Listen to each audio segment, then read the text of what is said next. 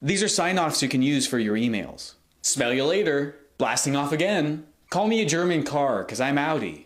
Till fate deems us reunited. Fiend, fiend, fiend. Peace out, Girl Scout. Take it easy, hot and cheesy. So long, King Kong. Transformed and rolled out. Have a day. The tribe has spoken. Just put your Venmo link and ask for a tip. Dreading hearing from you. I'd like to thank Beyonce for this email. Hoping to match your freak. Why, I oughta. Straight up not having a good time. They say my sign-offs are a bit unruly. Let's work on some spreadsheets, just you and me. I hope you liked my email from yours truly. Heyo!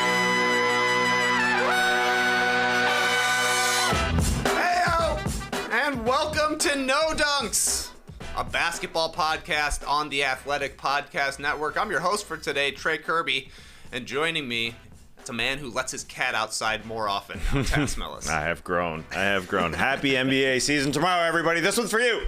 We've got the man making the magic happen, celebrating NBA Jersey Day, the biggest NBA fan I know, JD. Oh, yeah, Chris Middleton, Bucks jersey. It's pretty. It's my favorite jersey. It's got the Harley logo on the side here. Oh, yeah. And I love it. Harley logo, one of the best jersey patches. Yeah, no doubt about it. No Skeets today, just got back from Seattle, adjusting to the time zones, I hear. Before we get into things, Tas, we got to pour one out. R.I.P. to the Classic Factory sign. This beautiful neon sign gave us 2 seasons of hard work, putting the hard hat on every day. But over the weekend decided, no more neon for you guys. So sad days in the Classic Factory. The lights are out before the season started. Oh, my goodness. So angry because when we left the Classic Factory, we unplugged it.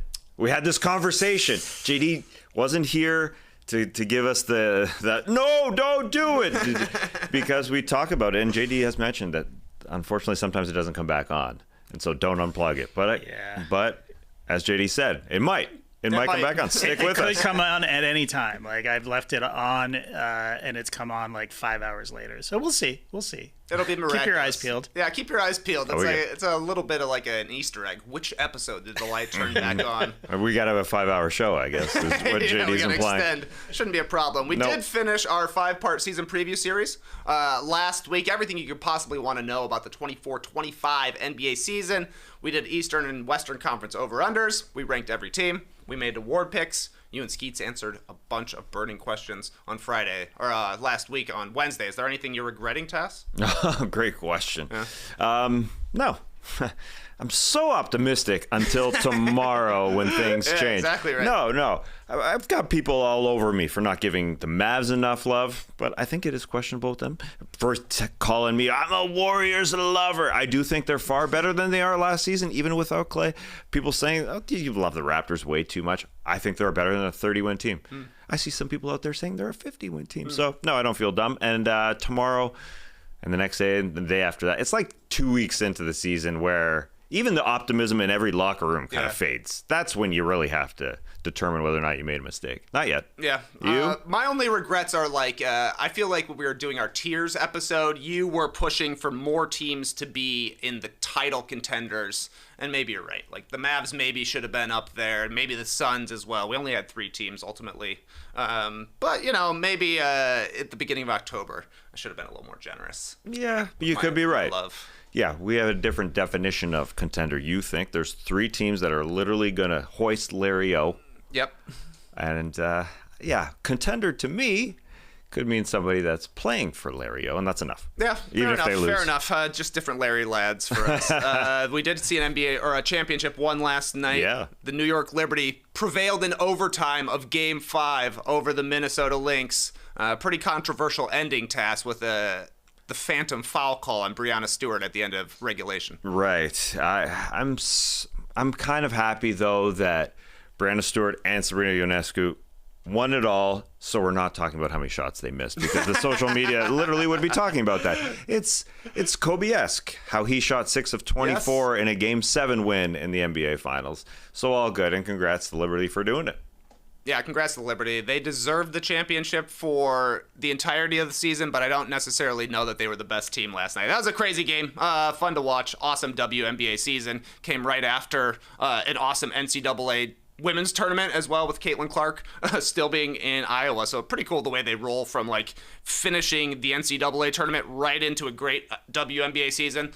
Competitive Olympics for the women's teams as well. So good stuff from them. But we're talking about the NBA.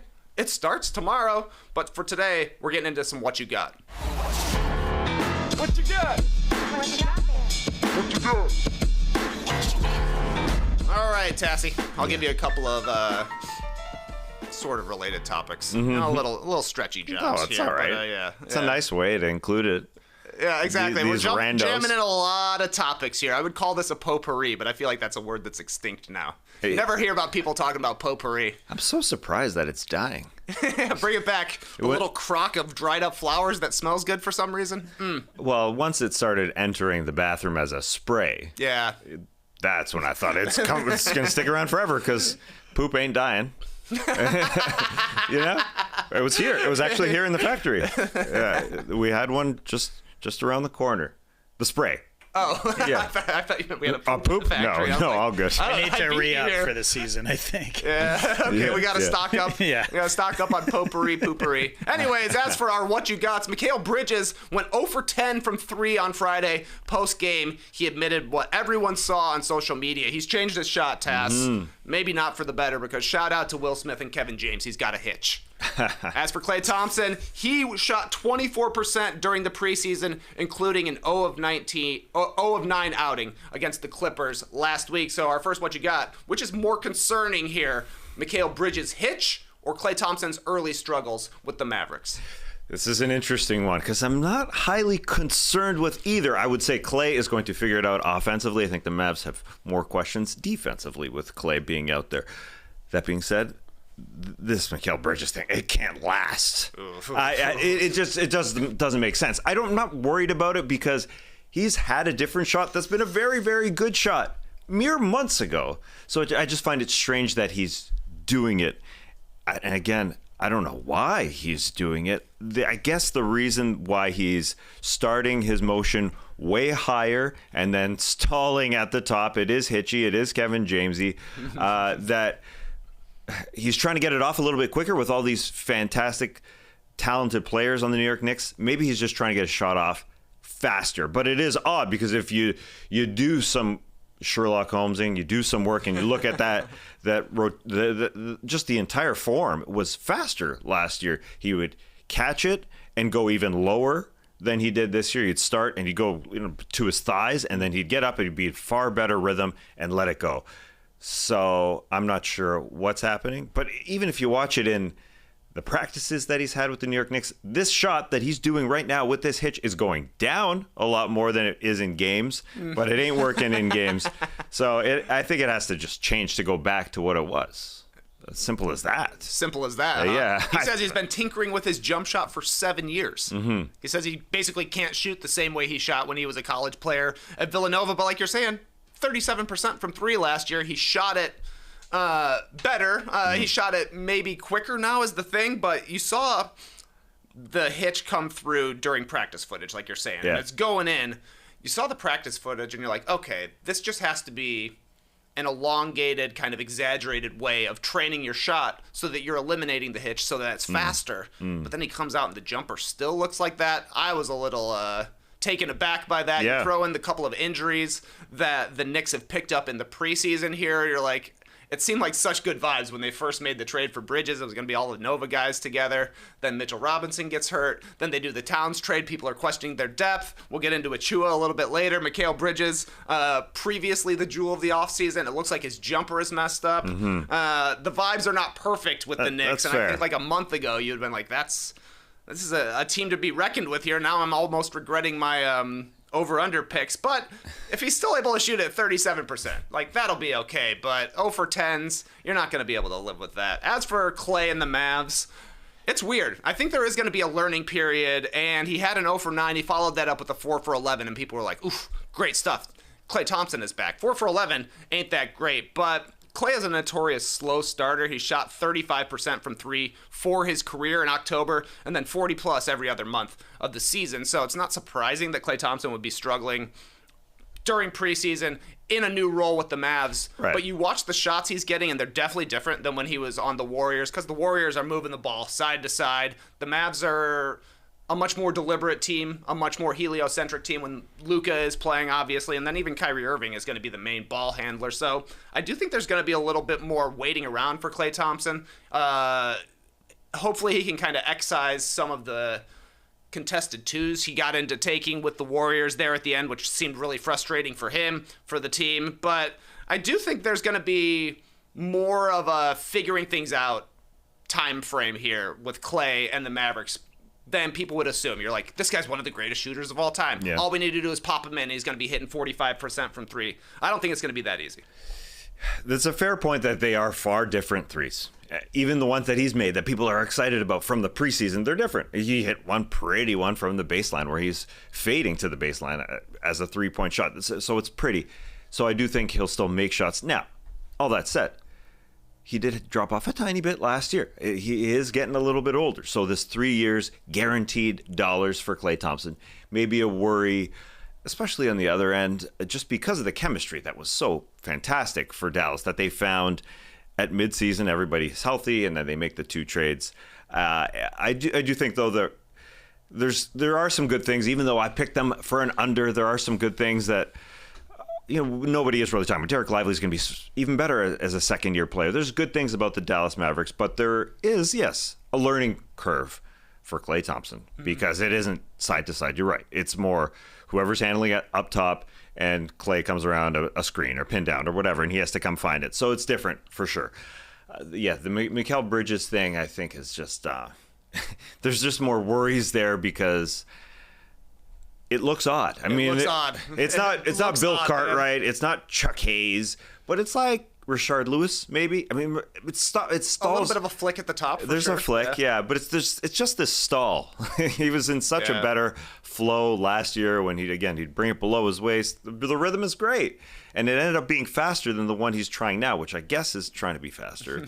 And he was, had Brunson in these practice footages of taking Brunson down low to the post, and he's just kind of like shooting over him because he's a lot taller than Jalen Brunson. Yeah. But the percentages, I think, because he has been shooting it for years, I guess he's changed it because was injured at times. I guess that's why it's happened in the past. But now he's just trying it out. I think he'll figure it out. It's the preseason. I think he's just like, okay, here we go. Let's just do this thing. But I'll get back to the same guy, I think.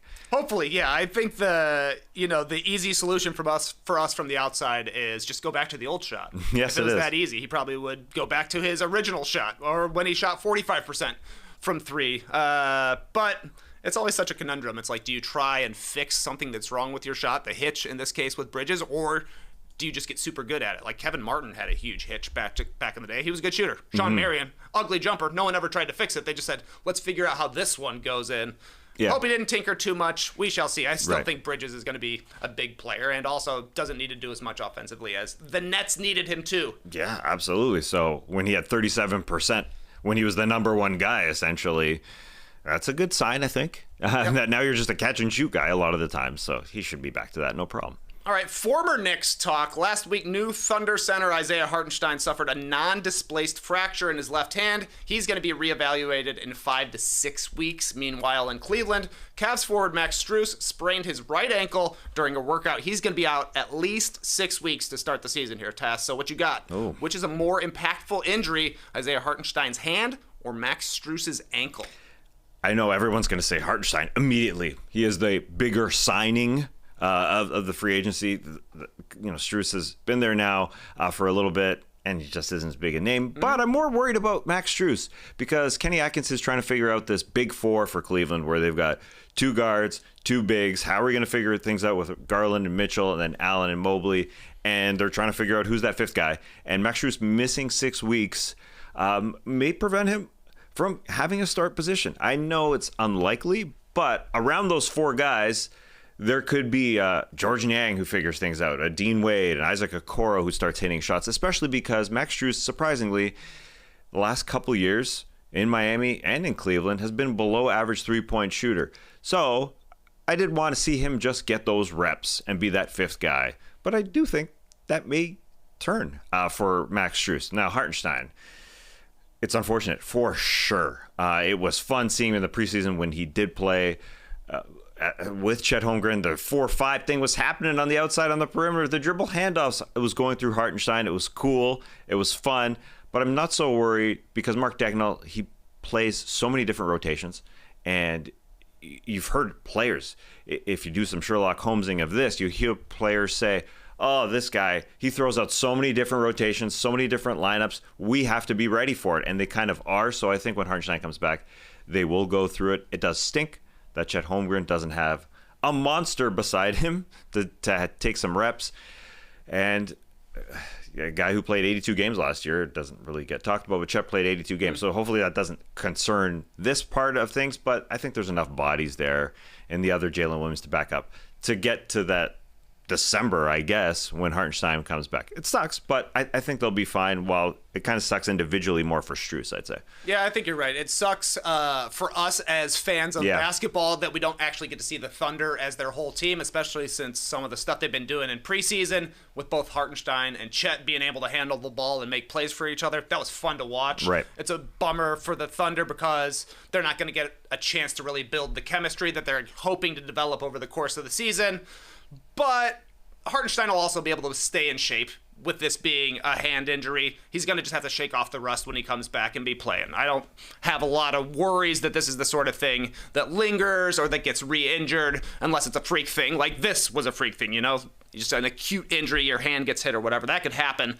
On the flip side, though, Max Strus, ankle injuries hang around forever, man. They're saying 6 weeks will reevaluate you. Maybe he comes back then, but he comes back then to the NBA in the middle of the in-season tournament, I suppose. You know, at the very least, they'll be in the swing of things playing games every day.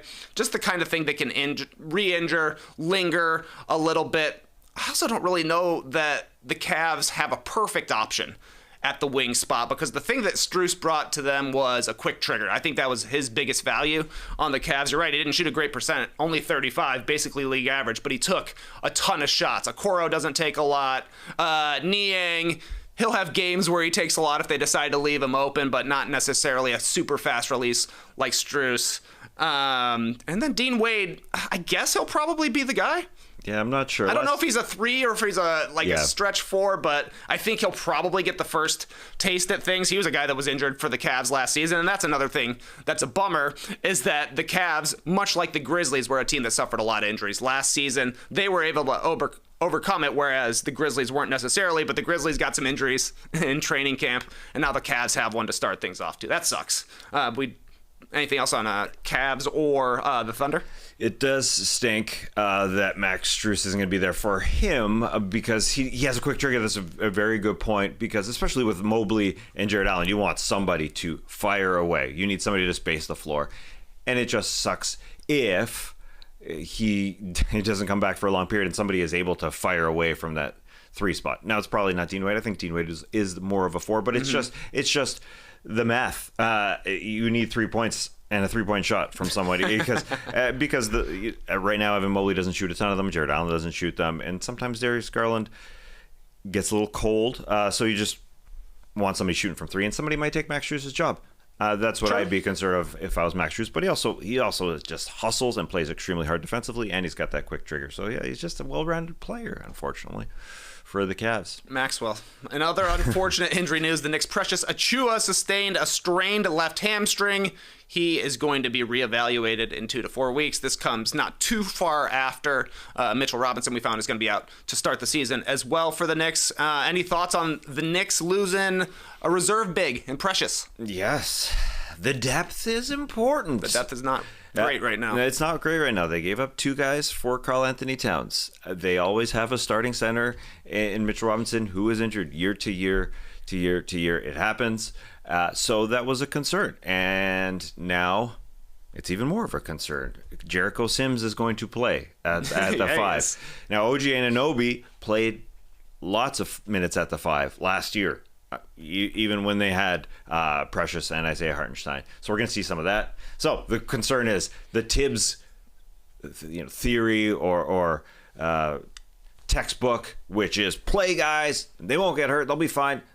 That's the worry, is that sometimes OG Anunoby does get hurt, he's only played 75% of possible games here in his career. If he's playing more minutes against the 5, maybe he gets hurt again, unfortunately. So, yes, there's concern there, and I'm sure the Knicks front office is looking for another 5, right? Mm-hmm. I imagine that they've probably been doing that for a while, but just to get to somebody in there, because they didn't want Precious playing a ton of them anyways as an undersized 5. Yeah. And I don't think they really trust Jericho Sims, which definitely not. Sort of makes sense. Yeah, it sucks. I mean, they got 2 of their top 8 out before the season even started, and it's a team that already has depth questions, and the guys who usually miss time with injuries are not hurt yet. So you have to wonder if that happens going forward. I do wonder if this means that Josh Hart will come off the bench as long as Precious is out, just because with Mitch going down, Randall out, Hartenstein out, and now Precious as well. Not a lot of rebounding on the bench for the Knicks. So Josh Hart could help there, and it seems like a guy who's comfortable playing in the starting lineup or off the bench. So we shall see. Yeah, and these guys are fighters. They are Tibbs guys. Like, OG is going to go out there and play defensively. And so is Mikal Bridges. No matter what his shot is, he plays more games than anybody in the National Basketball Association. He plays year after year. He plays max minutes or max games and a lot of minutes. So they do have tough dudes. So there's that side of things, and they have got great offense no matter what. Just overall. So they've got good personnel, even if they are lacking that depth, which we talked about literally, a month ago. So unfortunately, it's just rolling into the regular season now. Mm-hmm. Today, it's the contract extension deadline for players drafted in 2021. A few lottery guys still trying to get deals done. According to Mark Stein, the Magic's Jalen Suggs is looking for a contract that starts at an average annual value of $30 million per year, which is the same number that the Bulls' Josh Giddey wants per Jake Fisher. Tas, who's more likely to be extended, Suggs or Giddey? Suggs is far more likely to get that 30-plus mil, because the Orlando Magic have shown they are going for it with their team and what they got.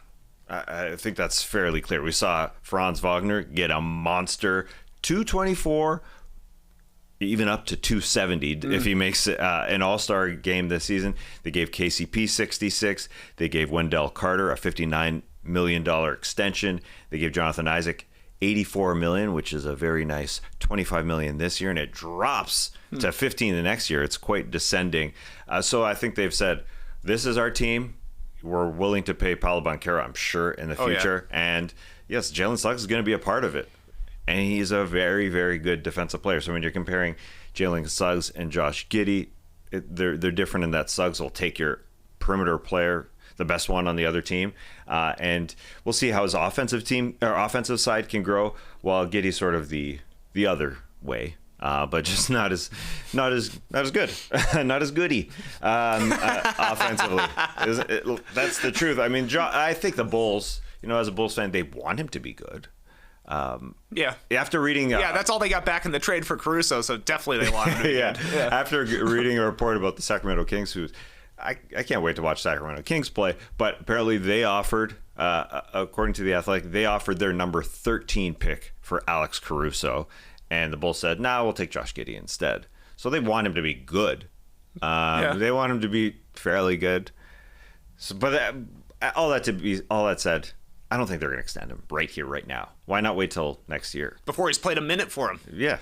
Yeah, I agree with you. This is what restricted free agency is for. Like, Giddey, we saw with the Thunder, had a nice regular season last year, actually. And then come playoff time, like everybody expected, got played off the floor. Now, the Bulls are obviously not in the position the Thunder are, where they need production from Giddey in a playoff setting right away. So they can take their time a little bit, but literally they should make him play this season, see how he does handling the ball as more of a number one guy. It's still kind of unclear who is the number one guy for Chicago right now. Maybe it will be Giddey, but there's not a great free agency crop next season. I don't know that teams are going to be clamoring for Giddey, so it would be smart of the Bulls to have him play out this season, go into restricted free agency, see what kind of deal he gets, and then they can match it going forward. Because Giddey doesn't seem like the kind of player to me that some other teams like, oh, we're going to max this guy and make the Bulls do it. Because then, I mean, hopefully the Bulls would say, all right, he's your max player. I don't know if that's true. I do not know. You're right. It sure seems like he's more of a lower salary type player. And in this new CBA world, it's either you're a max or you're on the lower end. And there are some 30 mil guys, but there's fewer of them. There just seems to be a bigger spread between salaries that are offered. And you just want to see what Josh Giddey is going to do to Kobe White, who had a couple great months last season, and he was the ball handler, and that's what Josh Giddey does. So it is going to be different for Kobe White. This whole Zach LaVine thing, which obviously he looks great. He's talking a great game. He's back. And we'll get to more Bulls being back. But you just got to see how it all shakes down with those guys. It's not going to be perfect off the bat. Kobe White's not going to be as good. All that said, I mean, Josh Giddey's going to let it rip. He's going to do good things offensively. He's going to do good things for social media. People will clip lots of good things, and they'll clip lots of bad things as well. They will. Yes, they will. I've already seen some of his underwhelming defense clips going around. You're never getting that from Jalen Suggs. I never would have thought of that, but if you put Suggs and Giddey together as a player, probably a pretty good player. Yeah. As long as you're getting Suggs' shooting and defense in Giddey's body. Anyways, I'm with you. I think it's unlikely Giddey, well, it should be unlikely that Giddey gets extended. But they might extend him just because they did the trade for him. Whereas I do think Suggs is kind of part of that core group of the Magic. Hopefully he can shoot as well as he did last season, but their roster is getting so expensive that they kind of should pay him right now before they get into all the other concerns that they're going to have. Yeah, and the Magic aren't putting stock into them, like attracting a free agent from outside of Orlando next season. They did it with KCP and it worked, but I think they're willing to say we're trying things out. As I said, they're starting center Wendell Carter, who also gets injured a bunch, extended. Jonathan Isaac, who's also got injured a bunch, extended. So they're trying things out with what they got. So I think that's fine. Josh Giddey, you brought something up, made me think of something that he said recently on The Athletic. He told Darnell Mayberry, he said, listen, I'm never going to be the shutdown defender that Alex Caruso is. He's already addressing things. I guess he saw it on social media, people saying he ain't as good defensively as Alex Caruso, and he's addressing it right here, right now. That was weird to me. Preseason, you're talking about Alex Caruso, the guy you got traded for? Yeah, it was a little bit of a Jabari Parker. They don't pay me to play defense comment. I thought, I was like, what? That's a good point. I agree. I'm not expecting Giddey to be a Caruso-like defender, but I would like to see him be more than a Harden level defender on that end. A lot of people are comparing these two guys as contract demands to Emmanuel Quickley, who signed an extension last year, I guess during the season, right? He's making basically $35 million. I guess it was the offseason, but yeah. It might have been during the playoffs. Yeah, right. Maybe. So the Raptors season was over, but the NBA yes, season, it sure was. But okay, then start bench cut me here, Tas. Oh boy, Emmanuel Quickley, Jalen Suggs, Josh Giddey. Well, it's easy to cut. That's the thing that I always find. You're getting the haircut, huh? The most important. Give me a haircut. Yeah, the most important thing is, I ain't giddy about this. Sorry, I got to punt it again. Josh is gone. Josh is gone.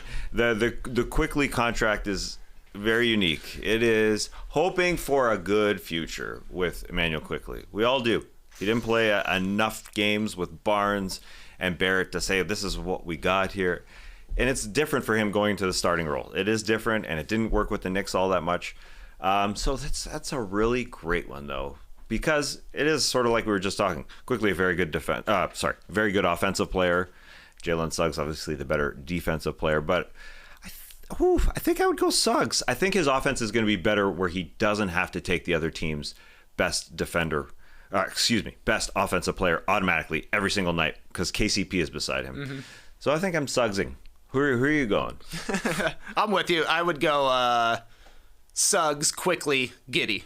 I do believe start bench cut. But man, these are the kind of guys getting $30 to $35 million a year now. Questionable fourth and fifth starters. I love it. Rockets. They had an interesting choice to make today since both Alperen Sengun and Jalen Green were both drafted in 2021. They're both eligible for extensions. According to Shams, both players want a max extension, but a max offer isn't yet on the table. Tas, which Rocket is getting paid? Alperen Sengun or Jalen Green? What you got? This is a fun one because the Rockets are so deep, and these guys are both extremely talented. I think the Rockets would bank on Alperen Sengun to be the guy rather than Jalen Green right here, right now. Jalen Green had a fantastic month and a half. I mean, it was sort of a shorter term in the second half of last season. It was fantastic, but I think they're going to wait and see what they got. Alperen Sengun had a really good season before he got injured, and I think that bodes well for the Rockets. Now, as I said, they got so many guys. I think they do worry a little bit about Sengun and Amen Thompson playing together, two guys who don't shoot. It's a little Embiid-ish and Ben Simmons-ish. But they got so many guys. Then they're trying to figure things out. There's so much talent on that team coming off the bench. So they're figuring this whole season out. But I think the guy you could bank more on is Alperen Sengun. So I could see that happening. I think you're right. I think it's more likely that Sengun gets extended because the backups or the replacements for Sengun aren't necessarily the same as they are for Jalen Green, with Fred VanVleet as the starting point guard, Reed Shepherd waiting in the wings.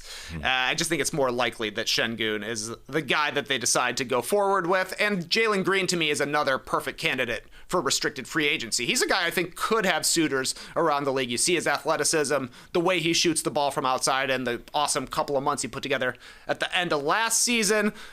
But this is a team that's going to have to make some pretty tough decisions this season, into the offseason, into next year, because they got so many young guys. They've got expiring contracts coming up.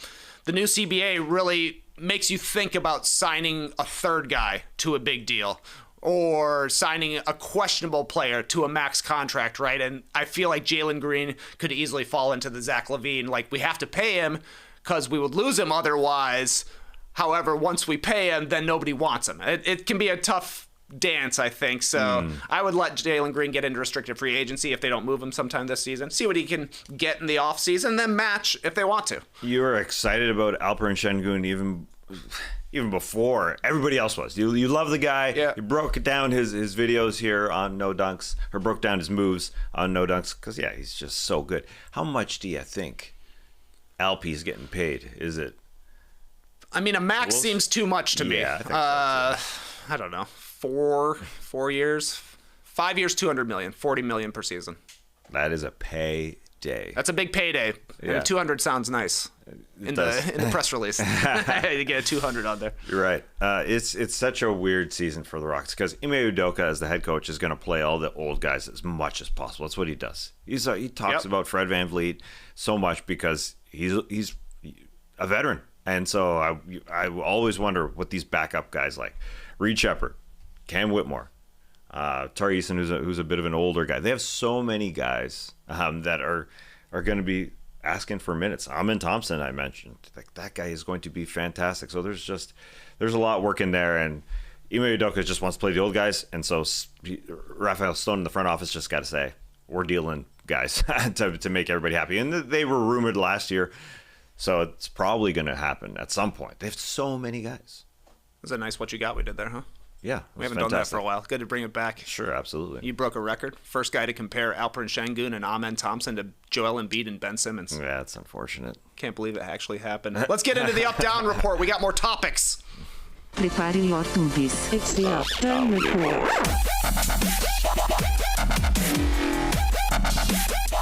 This is a different segment where I tell you a news topic, but only one at a time.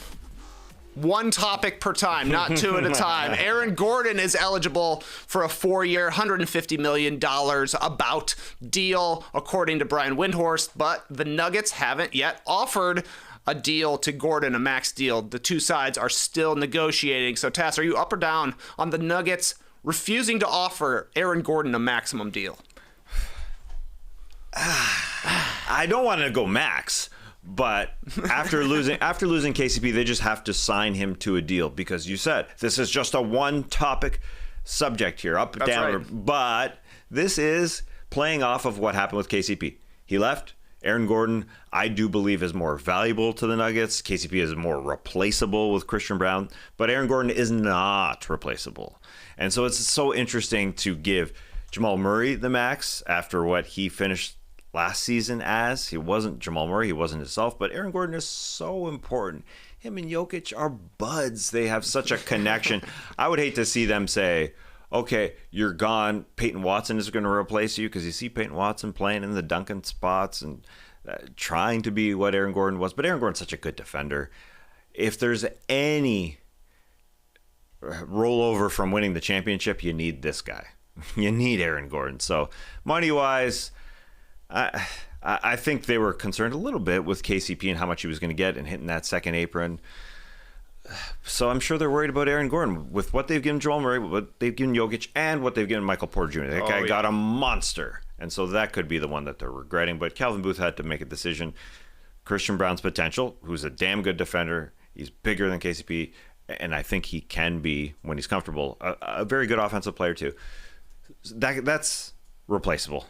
This, though, I wouldn't try it. If you want to keep the championship, I was going to call it a Stanley Cup for some reason. I got I don't know. I got Stanley sippers in my head. Those things are like winning a championship. It feels like if you have a Stanley's, they're huge, man. Yeah, why does everybody have one? You know what I think is why everybody has them is because they spill every time you pick them up. I can't believe this is the most popular water bottle on Earth right now, and every time you pick it up, it leaks out of the top. Yeah, Isla has one, and it spills every single morning, even if she has her panda topper on it. It doesn't make any sense. It doesn't make any sense. But it is hefty. It's nice to lift it in the morning and act like you just won. Yeah, like a Stanley Cup. But the Colorado Avalanche, they've won a Stanley Cup. Yeah. Nathan McKinnon and Cole Makar, are those their guys? I think so. Whoa, you're going deep. You got to lock those two in. You got to keep your big two together, and that's what the Nuggets did. Wow. You like how I bring that one back around? Jokic and Murray, they're still there. They're Nate and Cole. Whoever those guys are. Yeah, whoever those guys are. I don't know who the Michael Porter Jr. of the Avalanche is. Right. But it is a problem that he's on this roster. They gave him his big deal before the 2022 season. We fast forward a couple of years later. The CBA rules have changed, and now it becomes tough for the Nuggets to do what they really should do, which is bring back Aaron Gordon at a deal that he's comfortable with, because they really can't have 4 max guys on the team and expect to field a competitive 5 through 9 roster. That just doesn't make sense, but they need Aaron Gordon back, and they need him much more than they need Michael Porter Jr., so it would be great for the Nuggets if MBJ comes out, has a strong start to the season. Maybe they're able to do some sort of move there, but it's tough for Aaron Gordon. You should probably get a max for the value you bring offensively, but more so defensively. He's their guy who guards the big wings, who guards the LeBrons, the Kevin Durants, Jason Tatum when they get into the NBA Finals, if that were to happen. But it's kind of cost prohibitive for him to actually come back. So it's going to be interesting to see what the Nuggets do. Maybe they just pay it and say, hey, we got to figure out the trade later, even if we're dumping Michael Porter Jr. But something to watch. That would be a big name to hit free agency next season. And I suppose front office could say, hey, he is on the other side of 30. If there's anybody who's getting older, it'll be 32 at that point, I do believe. So maybe there's that. I just say it all that unexcitedly because I want to see at least a team try and get a second championship. We're here in the NBA where teams don't repeat very often. It hasn't been since the Durant and Curry Warriors that a team's repeated. And obviously the Nuggets can't repeat. They didn't win. But it's going to be tough. It's going to be tough. They haven't won since 23. I'm not sure when the Avalanche won. I guess it was around 22. They could be the defending champions. I don't know. Or is it them? I thought I knew that sport. But if they want to get back there, they need Aaron Gordon back. He's just so good.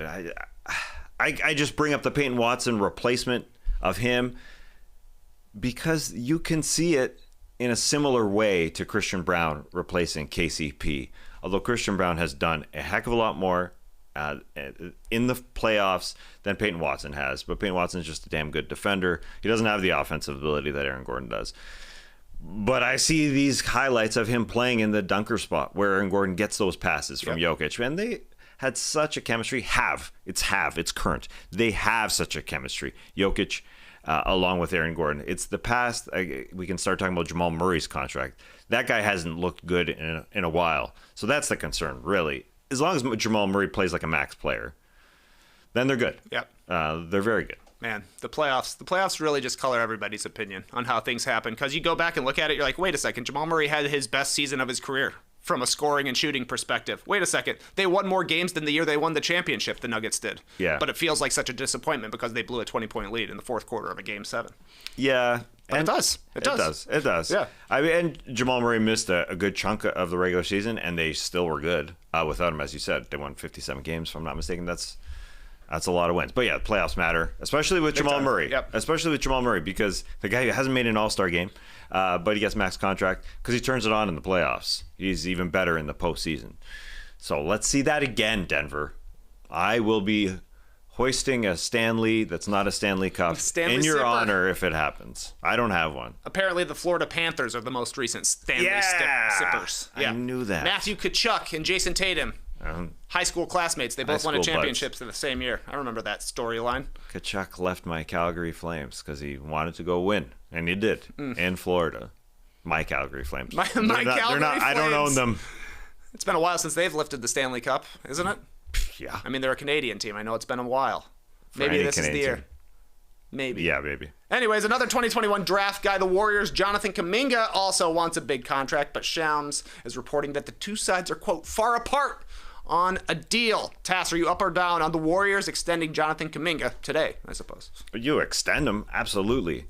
I think the camp of the Warriors and Kuminga's camp are debating the number. And Kuminga wants a heck of a lot more than the Warriors want to give. And that makes sense. Kuminga shouldn't get the max. Although it's fun to talk about, he hasn't been an incredible player. So, yeah, they have to find a number. If we're talking about these 30 mil numbers for Jonathan Kuminga, I could see it happening around there because you're paying for potential with Jonathan Kuminga, not what he's done, but the future. And that's worth it on both sides, I do believe, because Kuminga is a really good player, but you can't say as the front office of the Golden State Warriors, we're giving this guy the max. It doesn't make sense. They're still trying to find a way to support Stephen Curry and give him one more shot, and I do appreciate that. I do like watching that, and they've done good to have a bunch of supporting guys around Steph Curry. I think this team is solid around him. The great thing about all the guys that they signed, they could package those guys and go get a max player or somebody like they tried to get. They tried to get Larry Markkinen. They tried to get Paul George. So all that to be said, all that said, Jonathan Kuminga is a damn good player, but he's not a max player. He shouldn't be a max player. Oh, definitely not. No. Yeah, I actually don't think the Warriors will extend him just because the entirety of his tenure there in Golden State, it feels like the Warriors aren't totally convinced of his fit with the team. You know, we talked about with Klay Thompson, the Warriors are a ball movement system, quick reads, quick decisions. Everybody touches the ball. Kuminga is definitely more of a deliberate player, more of an ISO player. Sometimes the Warriors need that, somebody else who can get to the rim, play some bully ball, but it's not always in harmony with what they prefer to do, giving the ball up, getting it back, switching side to side, that kind of stuff. Kuminga can be a bit of a black hole, which I think is helpful at times, but he's also the guy. He's 22 years old. He's still a young player. Last year, he had to go to the media and basically say, I should be playing more. Steve Kerr played him more. He produced, but it felt like kind of rubbing it in Steve Kerr's face. You know, he's like, you were playing me, but look how good I am now. I don't know that I think Kuminga is a long-term Warrior. He seems another guy that like would be perfect for restricted free agency. I think a team would probably pay him. Some other team, I don't know, like a Detroit would love to bring in a talent like that or something. But I wouldn't be surprised if Kuminga stays unsigned into the season and they get him into restricted free agency or even use him as trade bait because it gets a little bit harder to trade him once he signs an extension. But the Warriors did get one deal done. Moses Moody and the Warriors. Moody, also a 2021 draftee. They agreed to a 3-year, $39 million extension. You like this deal, Tassie? I do, and it's funny because Moses Moody has not been a lock to the rotation ever as a member of the Golden State Warriors, but he's a talented player. He can shoot it. Apparently, Steve Kerr has been talking to him, or Anthony Slater reported that you go into the practice and Steve Kerr's there one-on-one with him talking about releasing that three-point shot faster. Do it. And apparently he is. Apparently it's happening. He's a very talented guy. And again, that $13 million now in this scenario is funny because of where we are with NBA salaries. This guy's not been part of a rotation, but he's making $13 million for the next 3 seasons, and that's good. That's good money because you can trade it. Combined with, I don't know, a heel that they have, or a Kyle Anderson or DeAnthony Melton or a Kuminga. They can package those guys for a bigger player, but he can also play. And so there's just a lot of guys now with the Warriors. It's a little Rockets-like where they have so many guys and not enough minutes to go around. So that's the interesting thing about Moses Moody. He ain't guaranteed to be playing with the Warriors night in and night out. And that's just the way the rotation goes. But he seems like he's good. Yeah. I'm like, this seems like a good deal for a good player, but then you read Anthony Slater's article over at The Athletic, and it mentions, he's probably still the 9th or 10th man because he's battling for minutes with all the guys you mentioned. Kuminga, Wiggins, Buddy Hield, Pods, DeAnthony Melton, Gary Payton II. He's still there. Mm-hmm. Like, there's a lot of guys that Moody needs to jump. He hasn't been able to stick in a Steve Kerr rotation. I would just like to see him play a little more because it feels like he's good. It feels like when they've called his number in big leverage situations, he's produced. But for whatever reason, he's always having to battle for minutes. And then they brought in, another 2-3 wings this summer? I don't know. It just seems like he gets squeezed a little bit. But I don't know. I think another team would be smart to try and trade for Moody down the line if he can't become a rotation guy for the Warriors just because of the numbers crunch. Yeah, and I'm sure the Golden State Warriors will be looking at acquiring a big name player throughout this postseason or throughout this regular season, because that's what they did for Steph in signing him to an extension. They basically promised him another shot at the championship, and so this team, as much as I am a Warrior lover, as our stream teamers like to say, and our YouTube commenters like to say, that's true. Lover. I am not saying they are a championship team, but I do think they're solid, and they aren't yet a championship contender. We didn't have them in that tier, not even close. I think they are a playoff lock. I do think as a 46-36 team winning team last year, I think Draymond Green will play more. And they have signed a bunch of good players. But they want to go get a really, really good one. Yeah. One team in the middle of the West is going to pop. One team is going to disappoint. Which one will it be? Maybe the Warriors pop. Maybe they disappoint. Only time will tell. Yep. A Bull is back! Last week, Lonzo Ball played his first game since January 2022. Wonderful. It's only the preseason task, but in 15 minutes, Lonzo went for 10 points, 3 rebounds, and 3 assists. Up or down on Lonzo Ball's return to the Bulls? Well, I love it, and I can't wait to hear you talk about it because I guess I'm a fan of the moment, and I have forgotten how good this guy is. I mean, he's just a really talented ball handler, obviously passer, and the shot is going down. It is unfortunate that he has a minutes restriction of 16 minutes because that's what his body is restricting him to play. But to get that replacement in your knee, which has never been done by an athlete in professional sports history, from reading Evan Sidery's comment on it, it's awesome. In general, that's it. Yeah, honestly, just cool to see Lonzo playing on the court again. I saw that House of Highlights called his return solid. In all caps. Usually it's like solid. Sick duel, exquisite play, intoxicating action. Lonzo just got a straight up solid. Yeah. He was solid out there. And he was. It was his first game in 1,006 days. Like you said, he shot the ball pretty well. It's funny to think about Mikal Bridges and him trying to fix his hitch. Lonzo is a guy who came into the league with a hitch. He shoots completely different. It goes in now. He's still a super smart player, so he passes the ball well. He's controlling the pace. Never in the lane. Like, Lonzo was rarely in the lane in this game. So to me, I'm watching the highlights back. He plays exactly like old Jason Kidd, as in Jason Kidd when he came back to the Mavericks. Even his time with the Knicks, where it's like you can knock down open three-pointers, just like Jason Kidd did, and you're going to make super smart passes from the perimeter, moving the ball around, getting the ball to the right guy. I like to see him hooking Zach LaVine up for some layups. It made me transport back to 2021 when they were running the full court breaks. Oh, great stuff, Tas. Yeah, you see him, obviously. He just dribbles up. He gets to the corner. That's where he shoots it from. I just had a flashback. Yeah, Jason Kidd. That's where he shot his shots from the corner.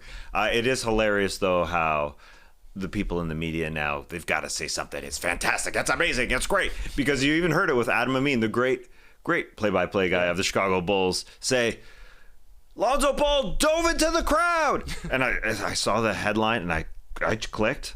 He didn't dive into the crowd. And the ball was kind of going out of bounds, and he grabbed it, and he made a beautiful behind-the-back pass. But he stopped. He was able to stop before running into the bench. So everybody's got to be a little bit more extreme. We haven't gotten to that point yet, I don't think, as a media company or whatever we are. We haven't gone all the way. Like, we get excited for sure, but we don't. You're saying we're not overemphasizing things or overselling them. Yeah, I think I'm okay saying that. We don't oversell it, and that's why people like us, because we're somewhat realistic. Sometimes we do. Sometimes we do want to make the Instagram or YouTube highlights or whatever. But anyway, yeah. You think we should start dropping Tas Melis eviscerates Dallas Mavericks? Great word. Things like that. Very good word. I agree with you. I like this. Solid return. Just solid, man. It was just solid. If a guy has 11, 3, and 3, you can't do much more than give him solid, right? You're not like, whoa, check it out. But it was cool to see Lonzo Ball. He's playing again. 16 minutes per game. Maybe that's fine because the Bulls have a lot of guys who handle the ball, and he's another one. That's a good point. But it would be cool to see him come back and be like, Sean Livingston was out of the league for a long time dealing with his injuries, came back, extended his career. So cool that Lonzo is back. Fun article from Joe Vardon at The Athletic on J.B. Bickerstaff working to change the culture in Detroit. And one of his big changes, no wearing hoodies in practice. To clarify, Tas, you can wear a hoodie, but you better have it on your shoulders and not on your head. Quote Bickerstaff. Just the last shred of that old school mentality. Growing up with my dad, longtime NBA coach Bernie Bickerstaff, you don't wear anything on your head during the game. You don't wear jewelry. You practice how you play. Are you up or down on the Pistons banning hoodies in practice? I am up on it. I am up on it because it is more about the routine, the discipline, working hard. So that gets that point across to all the players. The Detroit Pistons organization has been laughable, unfortunately, the last few years. But J.B. Bickerstaff wants to just say, hey, this is about hard work. That's all he's saying. That's all he's saying. He's not banning the hoodie, just can't wear it. It's more, I think, just a mental trigger. This is what we have to do. My name is J.B. Bickerstaff. The B stands for business. That's it. That's it. Yeah, I don't know if he's going to say that, but that would be an awesome first speech to the team. Yeah. You come in, my name is J.B. Bickerstaff, just business. Take your hood off, Cade. Oh, yeah, just. That's good. Yeah. Yeah, just teamwork, business. Yeah, very great teamwork. We're the Sengün and Thompson of today's podcast. We can't shoot? Yeah, you can sometimes. Do it. Yeah, sometimes true. Yeah, Sengün can shoot a little bit. You're the big guy. You can do it. So, yeah, I think that's totally fine for Mr. J.B. Bickerstaff to come in here and to create some headlines for your Bleacher Reports or whoever. They can take our Just Business Bickerstaff. Business. Yeah, that's what this headline should be from Joe Vardon. Just change it. It's all about Bickerstaff just being official. I didn't know that he allows the hoodie to just be a hoodie. You can let it flap. You can let it flap. You just can't wear it on your head. Like a cape. Right. Yeah. He said crew necks are fine. This is good for now. Yeah. You got to set the culture early. I'd kind of forgotten that the Cavs were in such a bad spot when J.B. Bickerstaff became the coach, and he got them back to a respectable spot. So it's kind of Scott Skilesy to me. The problem is that if the team sucks again this year, if they've got 10 wins in March, we're saying, maybe they should be wearing the hoodies. It becomes a joke if the team stays bad. Yeah. But if you're increasing the professionalism, whatever, you're just sending signals like, hey, we're taking things a little bit more serious this year. We're trying to do the things that win. We're trying to become a normal basketball team. So it's a great October story, but it can become a joke. It can. If things go poorly. I'm thinking of Ben Wallace not being able to wear a headband for the Bulls. I'm thinking of Jim Boylan putting a punch clock outside of the practice facility for the Chicago Bulls. That's cute in October. Yeah. But in December, when the team is bad, do you like those things being out? Not always. But whatever. I think the Pistons will be better this year, even if their heads are colder. Yeah, the Pistons, seriously, they've been laughable. Yes. There is one organization where if you watch any sort of commentary from former players even, they're always laughing about the Pistons. It was, since was it John Schuster, that they walked out of his practice on? It was Schuster. Maybe I'm saying, is it John? Is there a John Schuster? The former Detroit head coach. But I do know that JB Bickerstaff replaces another JB in John Beeline. That was a little bit of a tumultuous run for him. That was the words that he said were not cool, and so he was exited, done and done. John Beeline out of the Cavs job. So JB took over way back, and they're just looking for something solid in Detroit because it hasn't been good since Schuster. Well, I forget his first. Was it? I think it's Custer. Damn it! I think that's who you're saying. Yeah, you're John right. Custer. Custer. That was a big mistake. Yeah, you're confusing him with Canadian hero Joe Shuster. Nope. Creator of Superman.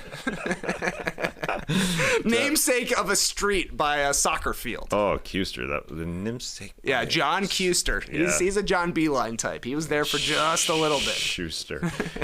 Thank you for the Canadian shout out. I don't know if it was John That's a heritage Schumann. moment. Isn't that what you call them? Who? Canadian heritage moments? Is Oh, that yes. what they're called? Yes. When Thank you say you. something famous from Canadian history? Absolutely. Yeah. Thank you. Peach baskets and all that. Yeah. Man, you guys got basketball and Superman. I guess. That's amazing. That's amazing. Okay, so that's all I've got for topics, Tas. Yeah. But I heard you and Skeets were answering these burning questions last week, so I've got my rapid fire answers to the questions. Okay, great. Most likely to make their first All-Star game. I'm with you on Wemby. Oh, yeah. I mean, come on. It's Guys easy. get it. Will he start is the question. If anybody, I think he could pass Jokic. Seems weird. But I'm like, Wow. Luka, fan favorite. LeBron, fan favorite for 20 years. Maybe that third spot is open if people are Wemby-pilled. We shall see. Yeah, we shall see. Also, the West is tough, so It's it's tough for definitely. him too. First player to score 50 points in a game, John Morant. I'm back. Yeah, nice. Sure. He could easily. Star player under the most pressure this season, Jimmy Butler. Interesting. I'm in on the Heat this season, but Jimmy Butler is playing in a contract year. He got called out by Pat Riley, so you put up or shut up is what I say, Jimmy Butler. Which off-the-radar player will make a big impact this season? Give me Derrick Jones Jr. I think we've talked a lot more about the Mavs losing Derrick Jones Jr. than the Clippers actually getting him. Kawhi Leonard might be missing time this season. Will certainly be resting some back-to-backs. He's still unknown if he's going to start the season. So I think there will be an opportunity for Derrick Jones Jr., and he played pretty well next to Luka, who plays very similarly to James Harden, who will be running the show. There we go. Lottery team from 23-24, best chance of making the playoffs, the Grizzlies. They didn't really feel like a lottery team. They got injured up. Yeah, no, that's a good pick, though. They can do it. Team most likely to disappoint everyone. I got the Suns. I have the Suns over. I think that they're a team that I would even consider elevating to the championship contender stratosphere. But then I also think back, their real changes are they brought in a couple of backup point guards in Tyus Jones and Monte Morris, and they're still a team that could get hurt. They still got their big three in Booker, Beal, and Durant. We know that Beal and Durant missed some time. Nurkic, not a paragon of health, though he was last season. And also they got swept out of the playoffs. But all of us sickos watched the Olympics, so now we're 100% in on the Suns because we love what Devin Booker was doing. We love what Kevin Durant was doing. It could go poorly is all I'm saying. That's a good point. No, lots of injuries there for sure. Final one, which key player will be traded first? Zach LaVine. Oh, who's taking him? Yeah, that's the problem. Got to have a slow start for the Lakers, I believe, would be the key there. It's always the Lakers. Hopefully we get an early season trade, though. They don't happen all that often. James Harden was a big one. I'm trying to remember who else. James Harden again was a big one. I guess it happened a couple of times with this guy. Houston and Philadelphia.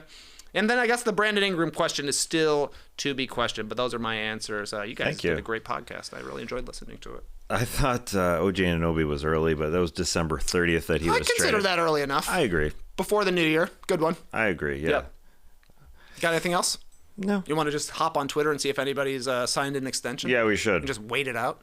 Jalen Jalen Green, I mean, that is kind of surprising that the number 2 pick doesn't have his extension. Because Jalen Green was drafted very high. This is a fair point. You know? Yes. And you look back and it's easy to say the guy was amazing last year. It wasn't the whole year. Wasn't the whole year. But they're making the smart move and trying to figure out what they have. Because they have a lot of talented dudes. Got a lot of talented A lot of talented dudes. People didn't pick Cam Whitmore, so they got him at 20. They got it. What about that? So they have decisions to make, and I think that's the smart thing to do. Got to wait it out here and make sure Sengun's healthy, I guess. Also true. He didn't end the last season. Yeah. He was on the bench. Lots of things to watch. The boys are back, though. Absolutely. 5 days a week. We'll 5 be here days a week. tomorrow, Tuesday. NBA season starts. Mm-hmm. Not until nighttime. But Not till nighttime, yeah. We'll figure out something to talk about. We will. Probably some we of will. these extensions will come in. Yeah, that'll be easy. 2-part episode. Watch today's, watch tomorrow's. Done and done. See if we're smarter idiots. What do you think? What you got? Smarter idiots. Brilliant. Take idiots. You wanna take idiots and be pleasantly surprised that they're smart guys. Clipper Bros. You heard it here first. Have a great time. Turn up. Love you guys. Awesome. Thanks for joining us. And remember, if you want to get in on fantasy basketball, you better have your draft now. You don't have many hours. You did a draft yesterday. I did. I stayed up late. My wife was mad. I picked Kawhi Leonard. It was late. But Kawhi Leonard was around till the 12th round, I think. Or 11th round. Okay, Kawhi. I mean that late. I'm excited. Even if he plays 60 games, you're loving it. Yeah, 60. Who was your first That's all round I'm draft hoping pick? for. Anthony Davis. I was last in the first round, and I had a snaker. So back-to-back picks. Anthony Davis and Trey Young. Huh. I'm excited. Excited for Trey. Imagine them together on the Lakers, man. Great point. Give us Austin Reeves here in Atlanta. We want to see those two reunited on Tass's fantasy team. But we're back tomorrow. Skeets is back as well. Take it easy, hot and cheesy.